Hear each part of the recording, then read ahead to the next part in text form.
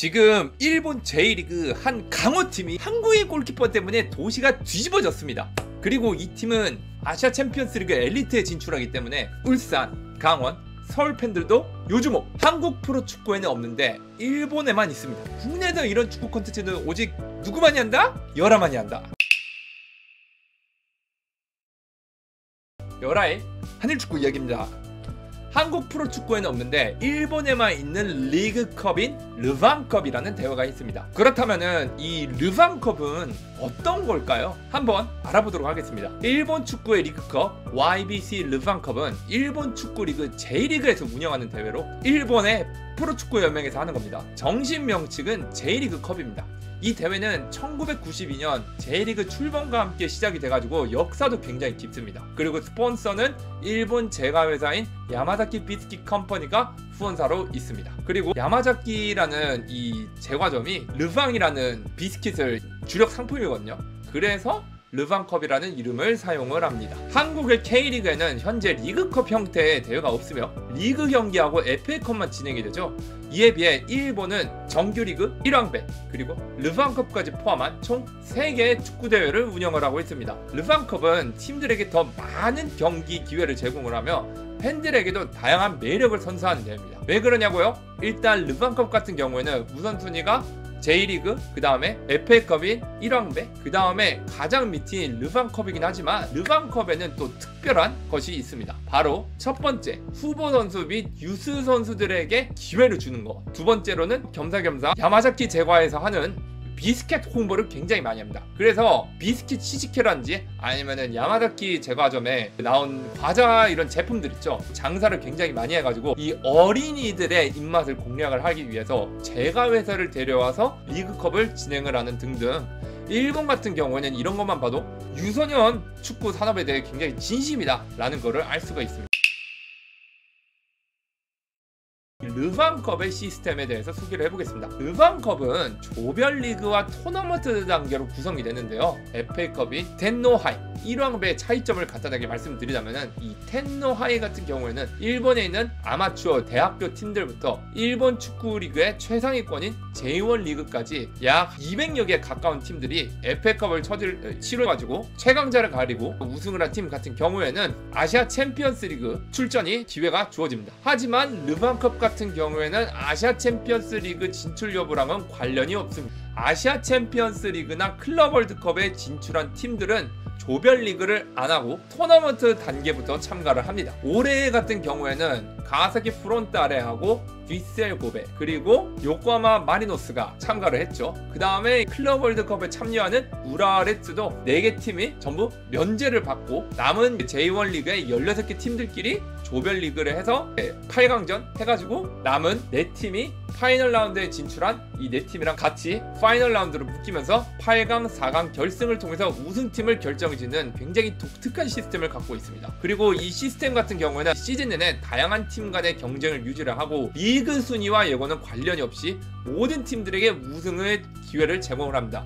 한마디로 르방컵 같은 경우에는 2군, 그 다음에 유스 선수들에게도 너희들도 스타가 될 수 있다. 이런 취지로 만든 리그컵이기 때문에 J리그와 1왕배 못지않게 일본 내에서도 화제가 되는 대회입니다. 이 르방컵의 흥미진진한 역사에 대해서 말씀을 드릴게요. 한때 1992년부터 9년까지 2010 남미 대륙대항전의 최강팀과 르방컵의 최강팀이랑 일본에 초청을 해가지고 경기를 했습니다. 하지만 이게 코로나로 인해서 적자가 나버리는 바람에 더 이상 남미팀을 일본으로 초청을 해가지고 대회를 하질 않습니다. 그 르방컵 우승팀 대 남미팀 우승팀이랑 이렇게 묶은 대회는 저랑도 살짝 연이 있는 덴츠라는 회사가 있습니다. 이 덴츠라는 회사가 남미 축구계에도 연을 많이 맺어가지고 그래서 일본 대표팀이 한때 코파 아메리카에도 초청국으로 갈 수가 있었고 르방컵의 대회 및 그리고 선수들한테 주는 동기부여 아까도 말씀을 드렸지만은 르방컵은 선수들에게 정규리그 외에도 중요한 타이틀을 차지할 수 있는 기회를 제공을 하고요.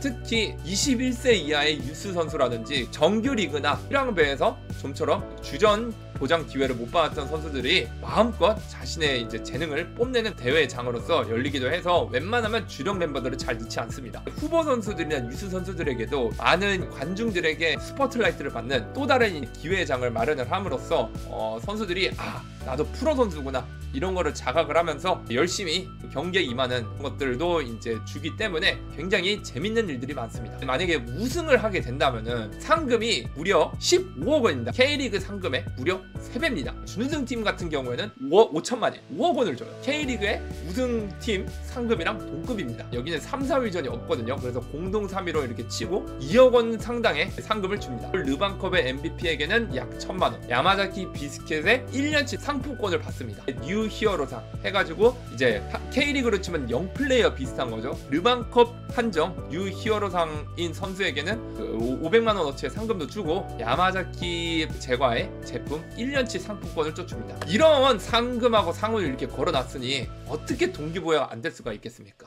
하지만 이 르반컵 대회를 왜 우리 한국 시청자 여러분들께 굳이 이렇게 말씀을 드리냐? 바로 여기 보이십니까? 민기, 산프레체 히로시마의 정민기 선수가 바로 르반컵에서 대히트를 쳤다 아닙니까? 어제 있었던 아비스파 후쿠오카와의 르반컵 16강전에서 1차전과 2차전을 합산 2대2로 비겼습니다. 정민기 선수 같은 경우에는 리그컵인 르반컵에서 사실상 산프레체 히로시마에서 데뷔를 했습니다. 그런데 산프레체 히로시마 팬들도 사실은 전북하고 수원FC에서도 주전 경쟁에서 밀렸던 선수가 왜 임대로 산프레체 히로시마로 왔느냐, 이거에 대해서 솔직히 이해가 안 간다고 생각하는 팬들이 많았습니다. 왜냐하면은 이 산프레체 히로시마의 주전 골키퍼가 산프레체 히로시마의 성골뉴스 출신이자 현재 일본 국가대표팀 서열 2위인 오사코 케이스케 선수가 떡하니 버티고 있기 때문이죠. 그래서 산프레시마 같은 경우에는 최근에 몇 년 동안은 골키퍼들의 무덤이라고 불렸던 곳이라 가지고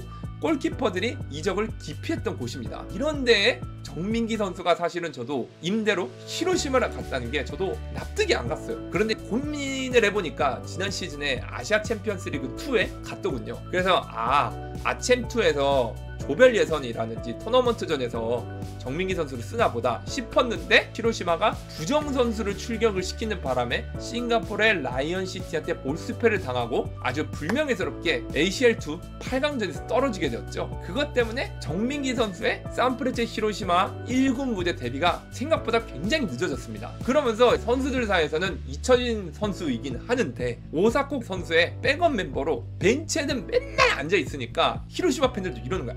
아니, 일단은 오사코를 밀어내는 건 현실적으로 불가능하긴 한데 일본인 골키퍼도 아니고 한국에서 온 임대 골키퍼가 왜 계속 벤치에만 저렇게 앉을까?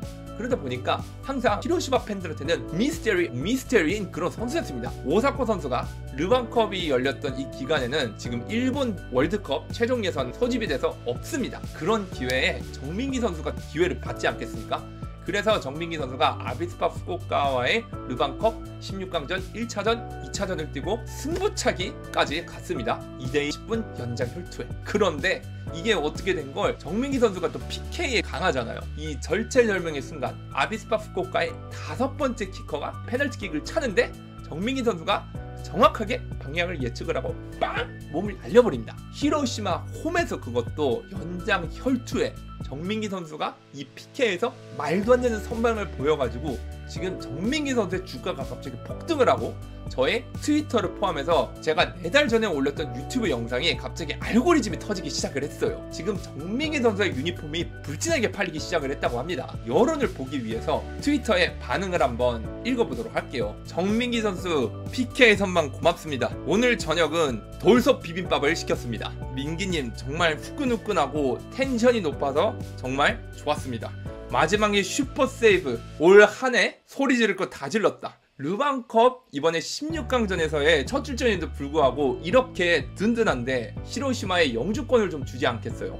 르반컵과 1왕배는 전부 정민기가 나갔으면 좋겠다. 스고이네, 대단해. 마지막에 히로시마 선수들 다 같이 모여가지고 자신의 승리의 소감 이런 거에 대해서 얘기를 하는데 그 스고이네 이 발음을 약간 어설프게 한 게 일본 산프레체 히로시마 팬들 내에서는 밈으로 쓰이는 것 같습니다. 마지막으로 정민기 선수가 지금 히로시마 팬들한테 민심이 굉장히 높은 이유가 정민기 선수가 이번에 정말로 아무도 주목하지 않았던 세컨 키퍼가 맨 오브 더 매치에 뽑히고 처음으로 J리그 인터뷰를 하면은 긴장할 법도 하거든요. 그런데 역시 29살에 관록이 있는 골키퍼인지 인터뷰를 또 이렇게 기깔나게 합니다. 와타시노 시로니 남만 인노 무라사키노 골키퍼가 이마시다. 저희 뒤에는 몇만 명의 보라색 골키퍼들이 있었습니다. 아마 FC 안양에서 프로 데뷔를 안 했더라면은 감히 이런 인터뷰를 할 수 있었을까요? FC 안양도 홈 컬러가 보라색, 산프레체 히로시마도 보라색입니다. 그래서 정민기 선수가 아마 안양에 있지 않았더라면은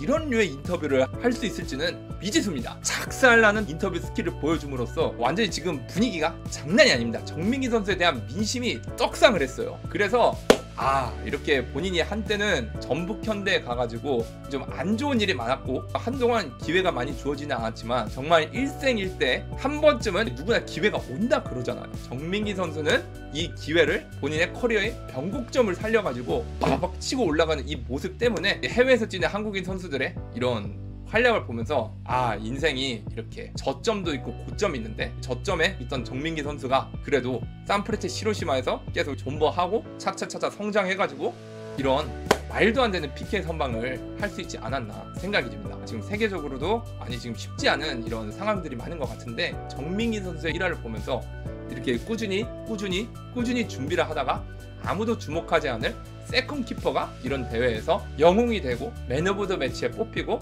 세컨 키퍼도 이렇게 주목을 받는 르반컵 아름다운 대회가 아닌가 생각이 듭니다. 지금까지 산프레체 히로시마의 정민기 선수를 통해서 일본의 리그컵인 르반컵 어떻게 들으셨나요? 만약에 저희 스토리가 좋으셨다면 구독과 좋아요 그리고 알림 설정까지 부탁드리고 멤버십은 플러스 알파입니다. 지금까지 열아의 한일축구 이야기였습니다. 시청해주셔서